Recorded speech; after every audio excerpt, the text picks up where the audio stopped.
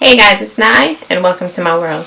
Do you remember a few years ago how everyone was trying to be wifey, everyone wanted to be in a committed relationship, and that was kind of the goal? Fast forward to now, there's a term that has been coined as side chicks are winning.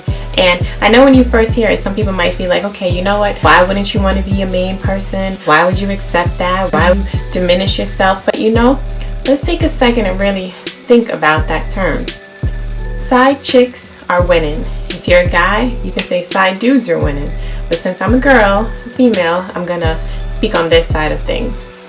Side chicks are winning. As much as you may not want to admit it or accept the fact that it's true, it actually is. And it's not because the main chick or the main guy is not important or worthy. It's because the person that is doing the cheating has put them in that position of being the winner. If you think about how they treat the side chick, let's say for example, they get into an argument with their girl, they don't necessarily do the most romantic things anymore, they don't really shower with gifts, they don't really shower with compliments. All of that is kind of pushed to the side because they know they have an option. Now when it comes to the side chick, they know that their option is going back home to the problems that more than likely they helped cause, but it's an escape. So when it comes to being an escape, they're going to nurture it, they're going to cherish it, they're going to do all that they can do to make sure that that escape is still there. That is their renewal place. They're not going to bring the problems. The side chicks, they don't have to deal with the problems, they don't have to deal with the drama, they don't have to deal with the family, they don't have to deal with cleaning up after, they don't have to deal with anything. They literally get the best of him. He comes around, he may not have as much time as possible, but with that short amount of time that he does spend, he's going to make sure it's worth it because he doesn't want her to not be there for him. So he's going to invest, he's going to shower with gifts, he's going to, risk a lot of things that he would in his main relationship simply because he has already put this one in a position to be cherished. And, his main relationship looks like a burden in his mind at least. So side chicks, they kind of are winning. They get all the luxury, they get all the romance, they get all the compliments, they're not burdened with the drama, and they can also have their own life. Because they're not in a relationship, they don't have to necessarily, they don't have to answer to the person. So they technically get all the glory and don't have to put in any of the work.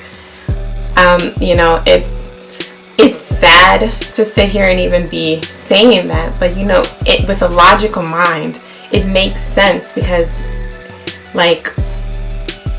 what other job can you think of that you don't have to put in any work, you don't have to have any experience, you don't have to have a long history of, employment, and you get showered with everything? There are men that will put their 30-year marriages, 40-year marriages, 10-year relationships in jeopardy just for the sake of having a fling or just keeping someone on the side. And the most terrible part of it is that everything that your side chick is doing, for the most part, your main chick would do as well. The only thing is that you're blinded by everything else. You're blinded by the problems. You're blinded by the attitude, as you would call it. You don't look at her as you would the person on the side, because the side has this kind of novelty. It's kind of like, you have your old good faithful toy, but once you get a new one, you see it's in a shiny wrapper and it's, has all these extra things and gadgets and does the same thing as your old toy does, but this one is prettier, it's a newer color, it's a newer edition. You're going to gravitate towards that. You're going to play with it for a little while, and eventually it's going to start to look just like your old toy. So if you would just take your old toy, polish it up a bit, put a little new paint on it, oil the hinges a little bit, it would work just as good. But in this society, it's easier to get a new one than focus on what you have.